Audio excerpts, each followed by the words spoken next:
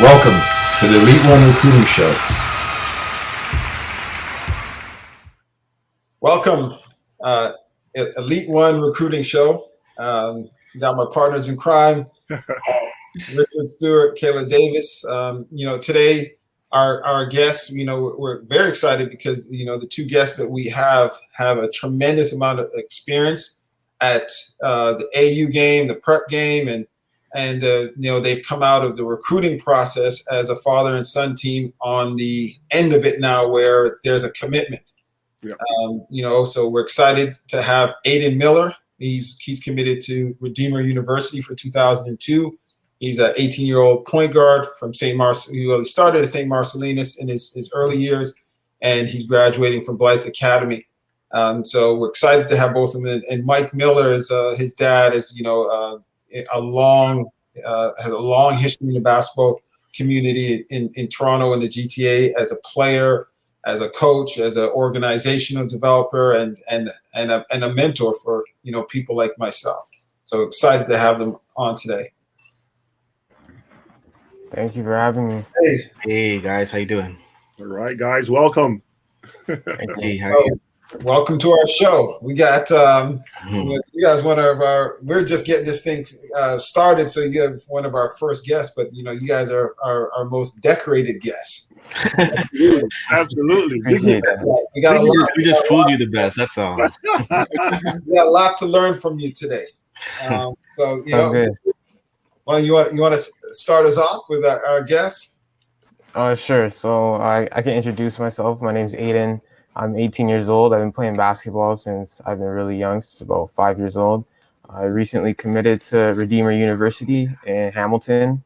And I guess today we're going to be taking everyone through just the process of how recruiting went, and especially with COVID and everything that's been going on lately. Welcome, Ayden. Welcome. Good job. Mike, any words before we get started? Okay, so I'm Mike Millar. Obviously, I'm Ayden's father. Going through the process with my son as a dad. I obviously coach as well, coaching for a little while. I have a club called 21 Hoops in Southern Ontario Basketball Association. Coached with Ontario basketball. Coached for the last 18 to 20 years. So been around. I remember the days when Richard was playing. I was a player then as well. So welcome, Mike. Good to see you again, buddy. Yeah, you too, man. Yeah. Okay, well, we got a lot of questions to ask. So I'd like to start off by saying, when did basketball start for Ayden? Like I'd love to hear from the very beginning. Was that his first sport? Did he gravitate to it, or did you introduce it? How'd it go? So he always liked basketball, and I I used to do this thing where I used to hold him and hold him on my lap, and then I would watch the basketball games. I would ask him, tell me the number of the person who has the ball. So if Vince Carter had the ball, he would say 15, or he would say, so I would do it like a game just to keep him sitting down and watching the game. But then he had a love for the game. And when he was, really little, we had a little net, and, he used to dunk on the net. He used to make us stand like we were doing foul shots. And he would get mad if we did it wrong, right? So he had a love for the game. I remember taking to his first game, and it finished. And then he looked at me. He goes, "I don't want to go." We're sitting in the ACC at the time, and so he had a real love for the game, which translated to what he wanted to do now and post secondary.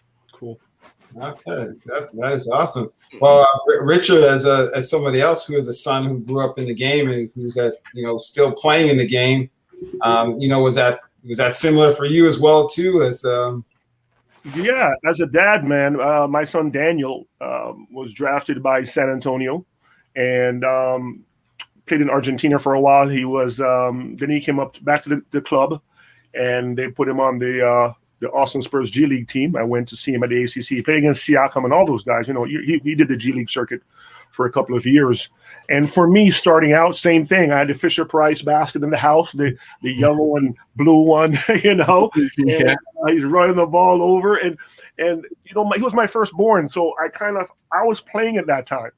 Mm-hmm. And I was around St. Joe's when Charles Barkley was there, and Manute Bol, and those guys.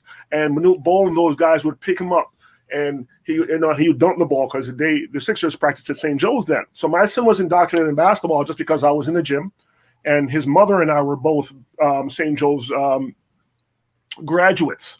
So we went back to the gym to work out and stuff. And he just loved the game the same way like Ayden did. Just started watching and wanted to be a part of it. So same kind of stuff like you guys, man. It's similar. Good stuff. Okay. Well, I was asking because, I have one daughter and she didn't play basketball. Okay. And it's okay. She hated basketball. She's on the art side of it. And that's not a knock because now I've adopted more of the art side of it, with her. But I think sometimes I'm always curious, is there a pressure to, once they show that love for the game, is there like any type of sense of pressure to have to create this pathway for them to success? Is there, or is it? For me, it was, I just wanted to introduce my kids to what they liked. So originally he liked basketball, but we had put him into soccer because I always thought kids that played soccer always had good footwork. So I wanted him to get into soccer, see if he liked that. And he played that with his cousin as well, right? Playing soccer. Mm-hmm. And I just wanted him to get into sports. I think sports is a good thing. It gives kids confidence. And then we will see what comes out of it. Yeah. Obviously we played basketball, growing up in Malton, going over to Wildwood, going to the drop-in. We played every day, just playing, grinding. I mean, I didn't know if that was what he was going to do. I didn't even know if they did that still. Yeah. But I just wanted him to be able to play. And if he didn't want to play, that's his prerogative. He does whatever he wants to do once it's legal and yeah. I'm gonna flip that over to Ayden. Like Ayden, but once obviously your dad has a history in the game as a player, and once you fell in love with it, was there a point when you felt like, oh my gosh, I gotta stay the course, I gotta succeed? No, never.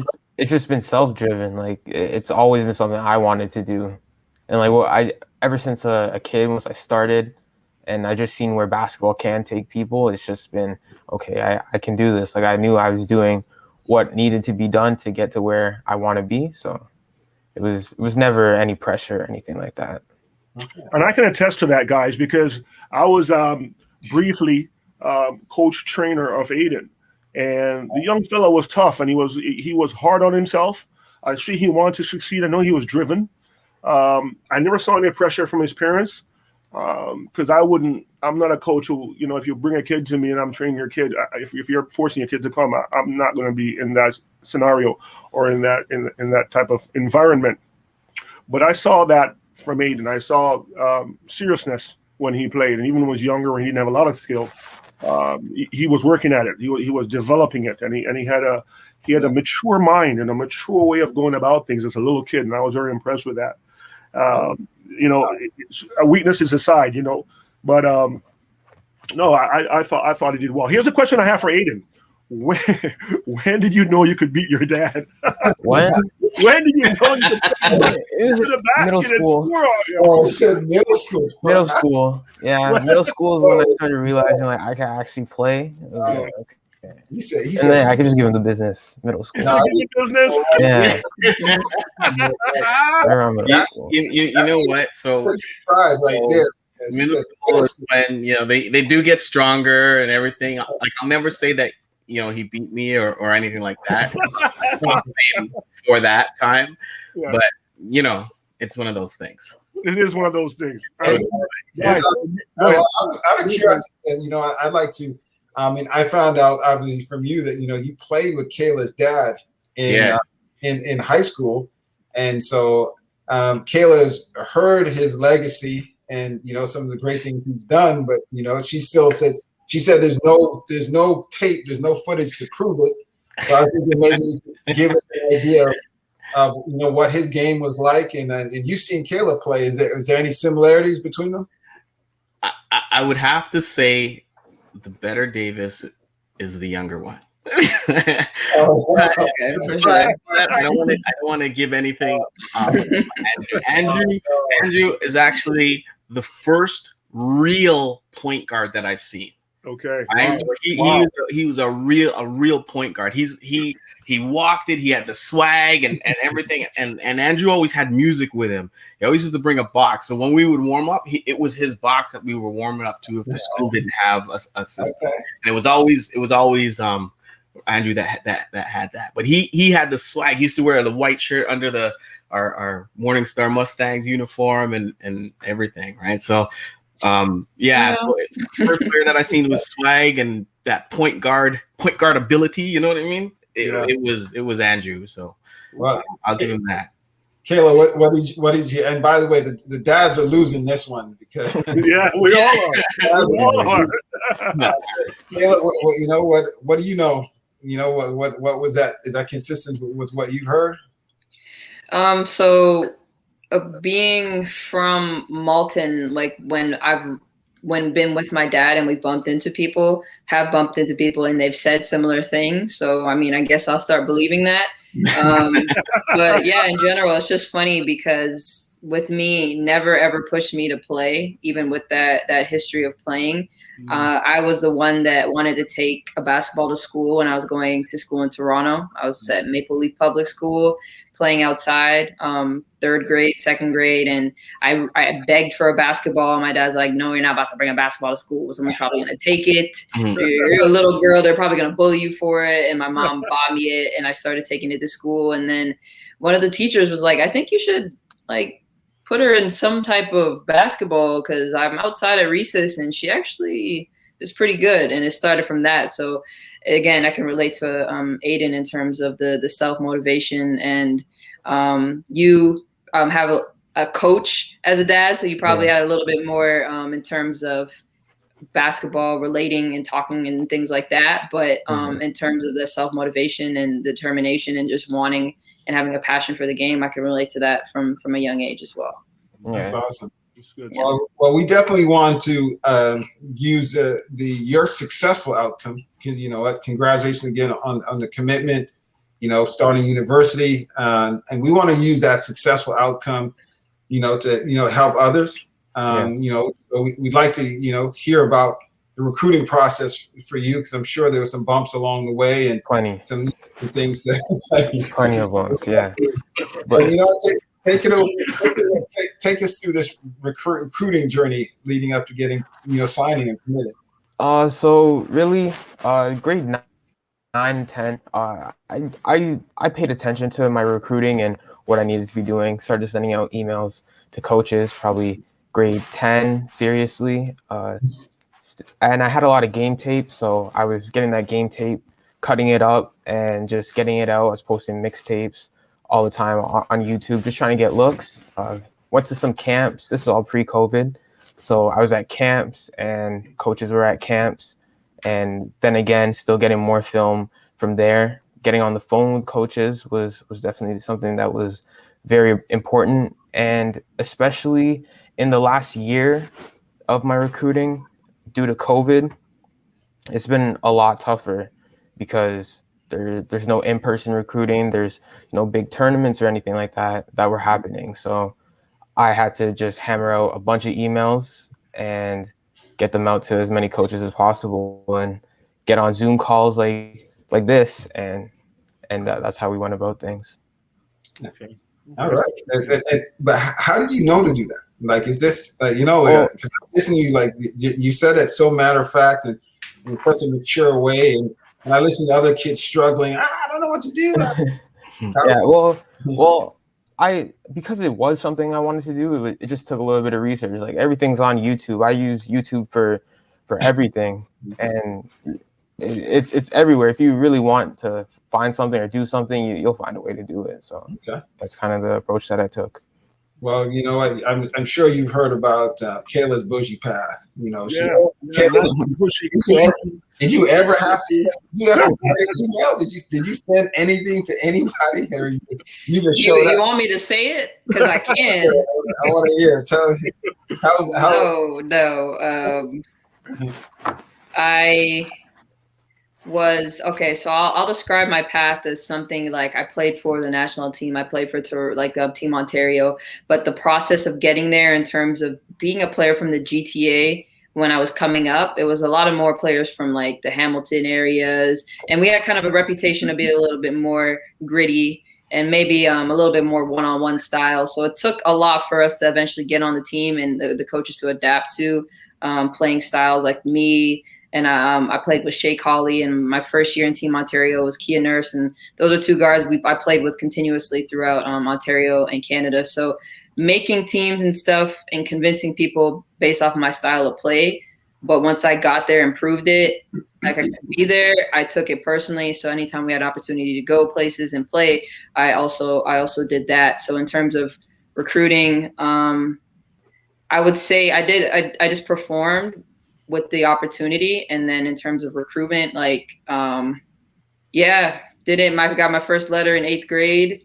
And then from there, I've never really had to do the email stuff. But for me, it's very different, especially with the amount of talented guys there are that play basketball. When I was coming up, I was considered to be the best in my position in Canada for my class. So obviously, like that came with its certain benefits when it came to recruiting. But every time I work with guys, I always am like so amazed by the work ethic and determination, because it's just there's so many athletic guys, there's so many people trying to play on the men's side. So getting there is usually something that is going to take a lot of effort regardless, because it's just the level of competition, especially nowadays, it's just continuing to grow. But yeah. Well, that's not. I want to just inspire Ayden for a moment, because I know him and I love him, and I know his dad. His dad has been kind to me and his family, so I want to make sure that I inspire him from where he's at. He's at Redeemer, and I'll tell you, my second son, Derek Michael, ended up playing in the Canadian Pro League. But here's what happened: Derek went to Rider University, New Jersey, on a full scholarship, was in a girls' room, missed practice. They're calling me up here. I'm like, what do you, girls' room? Why would you do that? You have practice. Okay. Coach gives him a second chance. Did it again. Coach, like, your scholarship's getting taken away. So everybody's scrambling, calling me and all this stuff. Here's what happens. He has to end up going to a Division II school. Derek's like 6'7", built. And you saw in my Instagram, the big, tall, good-looking kid built. And I'm like, this kid is going to go. He has my mindset. He's tough. My older son, Daniel, is, easy like Kayla. Just go. The kid was 6'8" and can do it. And Ayden, he made some mistakes, and he went to go to Division II. And guess what happens? This is what I want Mike to hear this as well. Kids make mistakes. People make mistakes. Things happen. But his passion for the game is just like you. So he's at a Division II school. You're at Redeemer. Think about what happens next. He finishes and he calls me and says, Dad, I know I made a mistake, and I want to continue to play. So I call Butch Carter, who coached the Raptors. And I said, Butch, I know you're doing the Canadian Pro League. It's a new league. Can I get my son up here? He said, yeah. My son then plays pro in Canada, and so Ayden, I'm saying this to tell you this. There's a path for everyone. Mm-hmm. Believe in yourself, and you can get there. Yeah. I've known guys who've gone to the Canadian Pro League and gone to Europe. There's a lot of ways to get to your dream and continue, my friend. So I just want to inspire you and let you know that I know the COVID thing messed up a lot of athletes. Yeah. But there's nothing that you cannot accomplish. So I just want to inspire you, let you know there's a path. I appreciate that. I've definitely learned that, like, over the last couple months, just seeing like how things have changed and how you just have to adapt and just you're strong enough. You're gonna do some with your family too. You're good enough. You're good enough. Yeah. What would it be? Because I'm assuming because of the COVID and everything, there had to be a point where you said, "Oh my gosh, there's nobody that is a peer, is a role model for me in the sense of can tell me the blueprint, the steps to navigate this, because this is new, Yeah. I'm sure he had Division I aspirations, and that messed it up for a lot of people because no one could come over the border. So we really want to hear from you that part of it. That's Wayne is trying to. Was it a low point? Oh, there was low points. Like there was times where I haven't touched the ball. I haven't been able to get in the gym for 2 months because we're on lockdown, and it's just like, wow, like what's going on? Like what's gonna happen past this? Like this, I went to bed thinking about this for weeks, months, yeah, and you get so much hope because stuff would open up again, and then I'd be sending out my tapes, just trying to get film when I'm training because there's no games going on, and then you get then lockdown comes on again, 2 months, can't touch a ball, can't do anything. So I just had to stay motivated, stay the course, and just find my way. Yeah, I think that's awesome. And Mike, as a dad, watching this, this yo-yo lockdown, open, lockdown, open. But how about you? Like, how do you?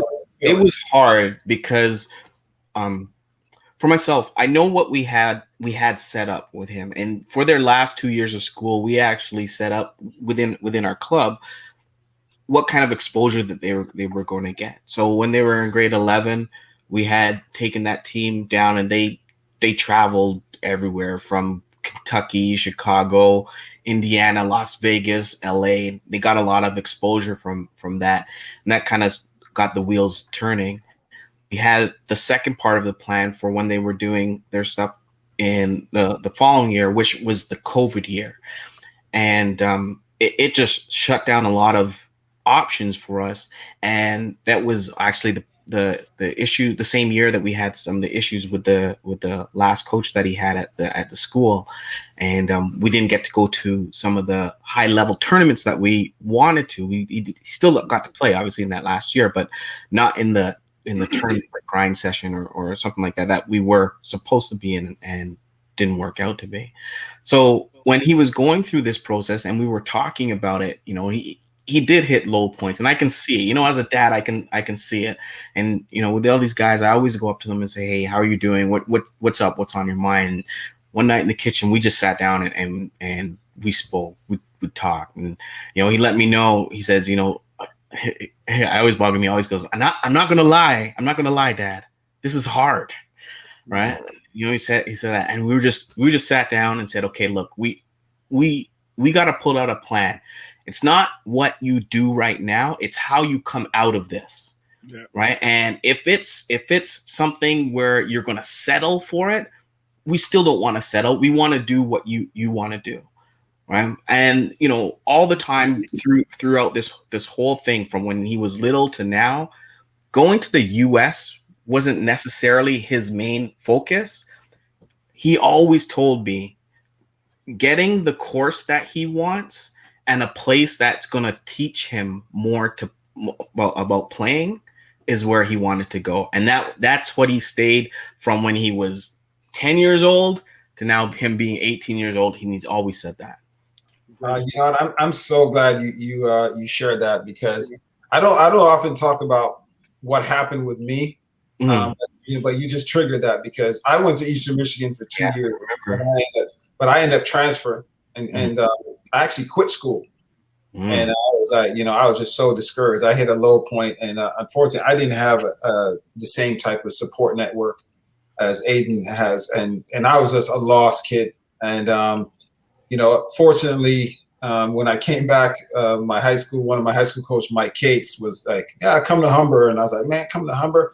And I was like, I tried to get into York University, and they looked at my transcript, and they're like, "That's not a course." That's not a course. That's how they finished. I might as well be starting university over again, because I had made a decision to go to university that had nothing to do with academics. And it's I'm embarrassed to say it now, but I mean, I did end up graduating. I got a bachelor's in science, and then I did. But the decision for me was all I'm going to hoop. I saw Eastern Michigan.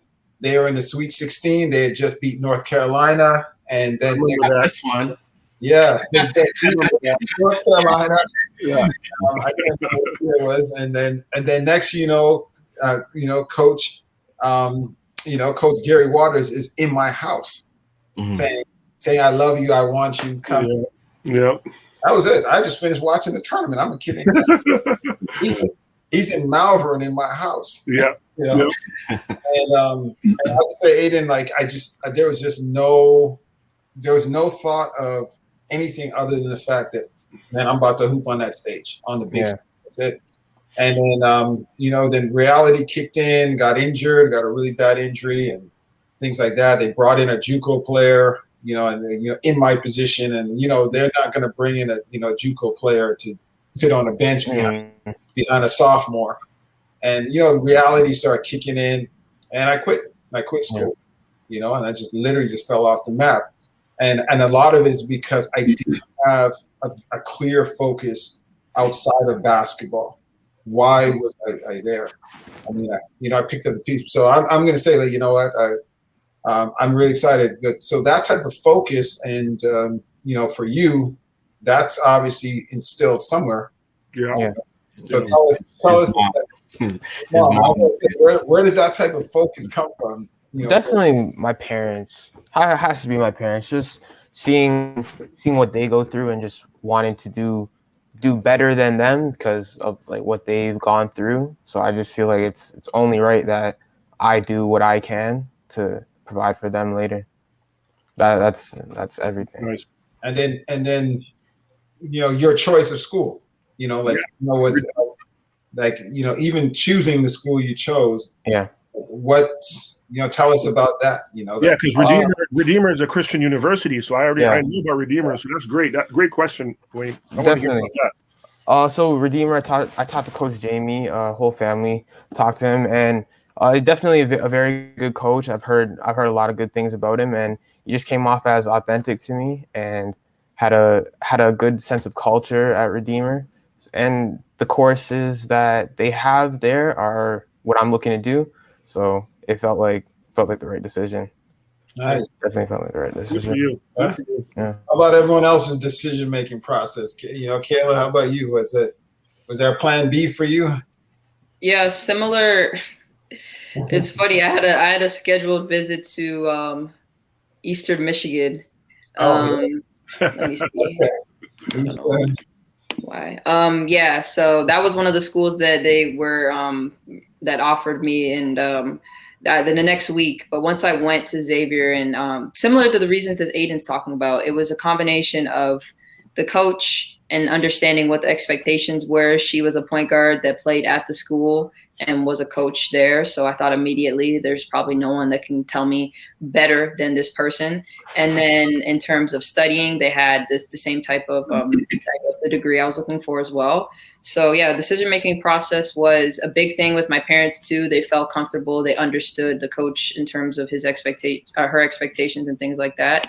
So it just all made sense. And I guess it's one of those things like when you know, and you just, after that, it's the work begins once you get there, but it's kind of a weight off of your shoulders once you formally make that commitment, and now you can just focus on the future. So. Well, Richard, you're a league caliber athlete and player. Like, realistically, you were NBA caliber player. And I'm sure the signs of that was early. I mean, did you have a plan B, or I was the only knucklehead out there just trying to? You know what?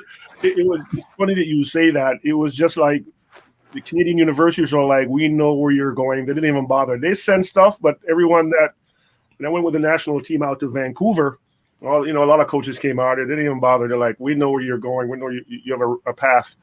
And then when Connecticut and all these other teams, UConn, a lot of teams, man, over America. And when I visited St. Joe's, I was like, this is the right place. I get to play, and it's the right place. I didn't have a plan B. I just seemed to know that I felt comfortable there, and they don't treat me right. And no, I didn't have a plan B. I was one of those kids who nervous and anxious was part of it as well. I'm finishing up school. I have all these options. I'm a kid in Toronto that's playing balls, love to play. All of a sudden, people are saying that you can do this and do that. And so, no, I didn't have a plan B. When I got to St. Joe's, I just wanted to play ball, go to class. I didn't skip class. I was one of those kids that didn't skip class. I went to class. You wouldn't have had as much options back then, too. Like what these guys have now. You wouldn't have had as much options as well. These guys have a plan B. They would have a plan B because there's more options for them. Like when you were there, it was you and maybe 4 other guys that were getting scholarships from our area. Yes, I didn't see any other Americans. I saw one guy who went to Baltimore. That was John Boney. He went to Baltimore to play up there in the mountains, and then kid that played at Villanova. But it was, there wasn't many Canadians, man. Wayne Yearwood had already left West Virginia. So I was out there by myself trying to make a way and proving to people that Canadians can play on that stage. And once I started, and I told this story before, I played against Gary Payton and held my own, had 16 points coming out as a freshman. And Gary Payton was a senior, and he was going to the league for sure. So, coaches like John Chaney, who just died, rest in peace, coaches like Raleigh Massimino from Villanova, Gail Catlett from West Virginia. I'm going up against some guys who know how to stop guys from scoring points and know how to coach against, matchups. So, man, I was in a position where I just want to prove that Canadians can play on this stage. And lo and behold, everybody else, got an opportunity after. But you're right, Mike. There wasn't, a lot of options. Once I got there, though, coaches came up to me after games and say, good game. And I was very humbled by that. I'm sure if I wanted to transfer from St. Joe's, I'd have found a place. But no, I didn't have, you're right, Mike. I didn't have a view of, okay, there needs to be a second option here. So, yeah. There was none.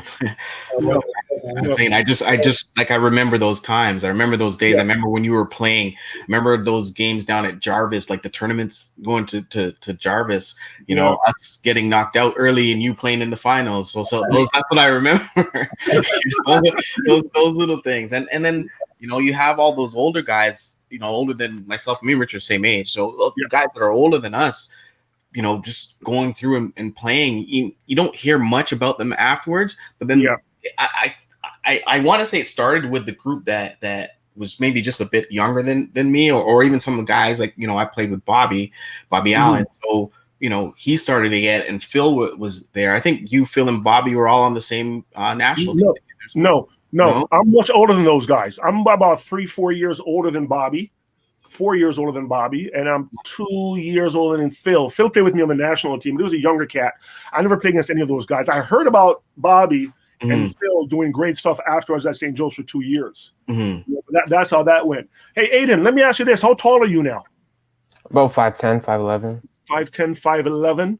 Okay. So here's what I think. Here's what I saw, and Wayne wanted to talk to you about a couple of things that I saw from your workout tapes, and maybe we can help you with some of what Kayla and I, because Kayla is a high-level basketball player. She's played Big East and national teams. So Kayla has insights as well. So she can help you. And I saw some things on the tape. So can you give us an idea, Ayden, what it is that you think, any holes in your game, any weaknesses, anything you have to get better at that we can give you some help with? Yeah. Oh, well, I don't really think I have any weaknesses in my game, essentially, but I have things that I can work on. I want to extend my range. That's one thing. Finishing higher above the trees, like above the tall players in the paint. Being more of a 3-level scorer, like just being a threat behind the arc and 2 dribbles, pull up at the elbow, or I can go finish at the cup. Okay, Kayla, what did you see? Kayla, what did you see from what he's saying? In terms of watching, I saw a lot of good things. I think you will have a pretty prosperous and long career. I could see you playing, doing well at Redeemer, and then potentially, the way you play can translate to playing overseas and potentially in some other pro type of areas, because you got good foot speed, lateral quickness. I'm seeing a lot of moves when you're changing level, changing pace. Great valuable things for a point guard. I saw the floater. I saw you really ability to do creative finishes and finish with contact. One-hand passes, all great things. And then you pointed it out, which is good, because I think that just shows your self-awareness in terms of, for me, I would have liked to seen a little bit more of like step back and a little bit mid-range, because you're so quick. There's times where you can stop on a dime with either like a punch dribble and go straight into your shot, and then just you extend that range, because at that next level, you're athletic, and I can tell. But the higher you go, these guys are getting similar in terms of athleticism when it comes to defense. So getting to the cup might be a little bit harder, but you got that floater and all that, so it's good. But just in terms of making yourself extremely dynamic and versatile, there's times where they might overcommit themselves to your drive, and you can just stop on that dime and hit a step back, that punch dribble, go straight into it, and then being able to shoot that 3 off of a kick out. And then when you put that all together, I agree in terms of it just is a whole package when it comes to being a point guard. So I didn't see weaknesses in your game per se either, but there was just a few more things that I think if you continue to work on them and utilize, then you're going to be a hard player to kind of wrap defenses' heads around. So yeah, wow, I appreciate. Kayla is on point. Kayla is so on point. Sometimes I like to disagree with her, but I can't. She gave me Can I mention that she is our technical director? She's everybody's technical director. Here's what I saw. To have her as a technical director for the Elite One recruiting platform for that reason, right there. Right there. I appreciate it. Thank you. Here's what I saw, and again, Kayla is so on point. I mean, just sharp like a knife. You said you had no weaknesses. I know that you shoot with range. You pass well. What I want to see more from you for the future is for you to work on your upper body, more of a bulldog type of upper body, get a little stronger up there. Mm-hmm. So when you finish with contact, which is good, you also touched on the fact that you needed to have more of a lift on the finish inside, and I saw that. But what Kayla identified was that when you get to the pro level and the other level, you sometimes have to do that dribble back, the punch dribble she's talking about, or the through your leg step back, behind your back step back, jump shot with that floater. We didn't see that. You may have that. I didn't see that. So that's what Kayla's talking about, and she's right on point. Your defense looks good. You block shots. You have good, quick hands. So you dig balls out. So your father taught you well. You don't stand around and watch the big guy get dribble in. You actually go down there and dig the ball out. And the way you do it is good. You know, you were taught well. Ball and man, go down, dig, and see your own man. So I saw you do all those things, and I'm very impressed with that. One of the things I think you can work on is when you pass the basketball, a couple of times, you pass it right to left. Instead of stepping into the player, turn your body and passing left hand. That way, your vision more, you can see the guy who's trying to steal it, the defender.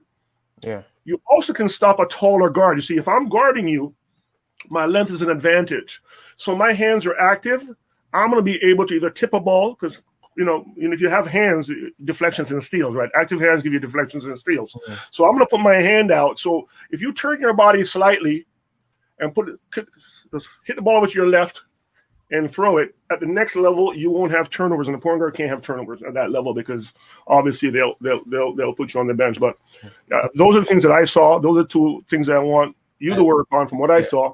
But I also agree with Kayla that you were going to do well, and I believe in you. Okay. And I want to throw my bit in because I've been fortunate because for I took a little hiatus from basketball and was working with all kinds of athletes. You know, I went to the track and football and volleyball and developed a real appreciation for different types of athletes. You know, so sometimes in basketball we only want to celebrate the ones that are dunking the basketball, right? And we don't really give credit to the ones that have that type of, low center of gravity and play so low to the ground, but can do it explosively like you do. And I was really impressed by that because you know what, you're not upright, you're low to the ground, you're explosive, with one move, you're creating good space and separation from the defenders. Mm-hmm. And to do that and maintain a low center of gravity for as much as you were, is a reflection of a high level athlete. Yeah. And Kayla, again, this is why, Kayla's bang on point, because some people may not credit you with that because they're looking for the above the rim finishes, but they're not seeing that. And then, athletically, I always say to people that, the more you can make yourself able to change gears quicker, faster, let that separation happen even faster. You're going to be able to stay ahead of your competitors athletically, because you want to make sure that as your game grows, your athleticism grows, and that's what is going to help make sure that you can play this game as long as you want. Yeah. So that was awesome. I was really impressed with that. Kayla, I'd like with athletes, and because I was injured and, Kayla was injured. I'm not, Richard's a machine, so I don't know if he's ever had a break. But I think, Kayla, if we can maybe share something with Ayden just about, taking care of his body and, Ayden, you may already do this very well. I'm sorry, I could have asked you, but I think sometimes that's something that I'd like to just touch on really quick. Yeah, no problem. Yeah, so just by the sound of working and knowing your dad, I'm pretty sure that he's definitely going to put emphasis on taking care of your body, because that is going to be the vehicle that's going to help you pursue the dreams that you're looking for and that you're aspire to do. And as long as when it comes to a player, I can relate to you in terms of shiftiness and quick change of speed was something that was very important to my game, and is what kind of, when I was doing a move that involved that, is when I ended up hurting my knee. So like you know, you see the Derrick Roses and you see the guys that are extremely agile and athletic, and there always is that possibility. So if you're that type of player, I had a hard time when I tried to come back doing stuff, when I had to start spotting up and shooting threes, because I was like, this is not fun. This is not what I'm used to. So in terms of injuries and injury prevention, it's really just a combination of, right now it's different because of COVID. So I know you're actually having a lot more time off than you would probably want, but having a balance of taking care of your body, stretching, something I didn't really like to do unless I was being forced to do that. But I can just see where your mind is. So I already know you're probably doing yoga and all that stuff, because you seem like you got your head on your shoulders. The yoga mat right here, actually. Yeah, so some of it you can't control, but you might as well put yourself in a position to control the factors you can, in terms of strengthening the muscle groups around your body to make sure that they're strong enough to support all that force with the stop and go that you're putting on your joints and your ligaments. But hey, I already can tell from the conversation that you're the type that's going to put in that extra effort for sure. So that is awesome. Hey, Ayden, so what's a week look like for a basketball player like you that's taking care of their business? You know, what's a week look like? Like right now? Yeah, like right now it's tough. Like wake up. So I wake up around 8:50, 9 o'clock. Stretch. First thing I've been doing in the morning lately, stretching. Do about half an hour of stretching. Go skip. Just get the fast twitch muscles just activated, because I don't want my athleticism to go away when the first time I play basketball again will be with a bunch of college guys. So just getting my body right, eat a good breakfast, dribble in the basement, and yeah, that's really it. Can't go shoot or anything like that, so it's kind of unfortunate, but that's about it. Stretching, working out, that's all. I just I wanted to throw in something while I'm on the train of thought. I don't know, do you watch a lot of basketball documentaries or anything like that? Yeah, are you a fan of? Yeah, so have you seen Chi-Town or Chi-Town on Amazon Prime? So like when I think of you, I'm thinking there's a player called Kiefer Sykes. So if you can get access to that, he has a really good story. But in terms of his size and what he did at the Division I level, had a little bit NBA opportunity and things like that, and his game, got Kiefer Sykes, Sebastian Telfair, Isaiah Thomas, like some of the guys that are in the 5'10", 5'11", Kemba Walker, we'll say he's 6 feet, but you know, I don't know him, I haven't seen him eye to eye, but like when I think of you, I think doing some research on those players, and in terms of, I would definitely recommend that documentary if you can access that somehow. It might also be on a different platform other than Amazon, but you remind me of those type of games, like in terms of their style. And I know for me personally, I'm a big fan of watching like the ESPN 30 for 30, and I enjoy people's stories, and especially when you can relate to things like that. So I just wanted to throw that out before I most likely forgot. I gotta tell something with Mike Richard. As soon as he said Isaiah Thomas, what were you thinking? The old guy. The old Isaiah. I go back. I wonder. Old Isaiah. I just can't know Isaiah. Oh man, I know Isaiah. Oh, she's talking about the new, like version 2, like the new model thing. Yeah, he's little too. He's only 6 foot. He's a 6 footer.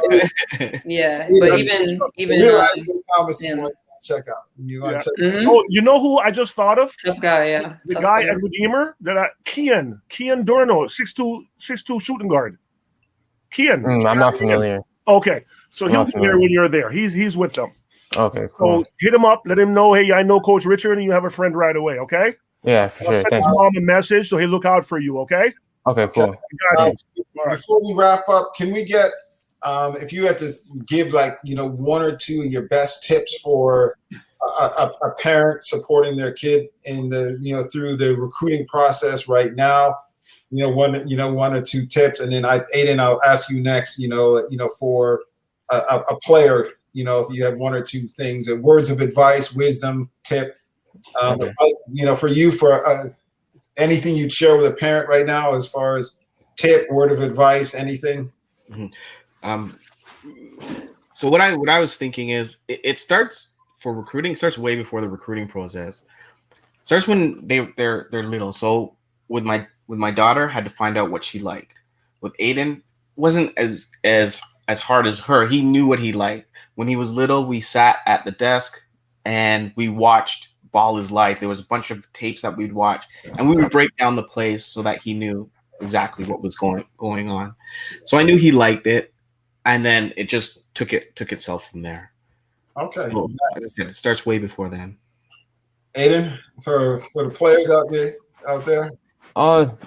Especially for a time like now, people who are seniors, juniors, even, just gotta stay in the gym, gotta stay ready, because you don't know when your opportunity is gonna come.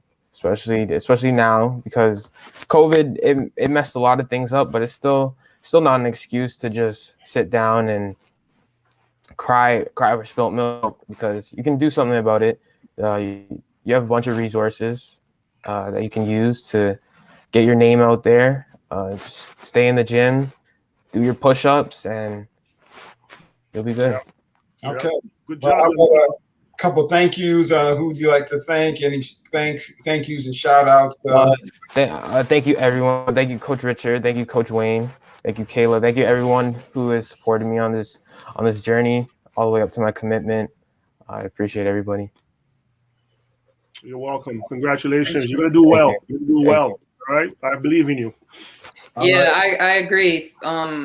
As a former point guard, I'm giving you the stamp of approval. I want to see some more, but I like what I see. I like what I see. That's the KD stamp. Yeah.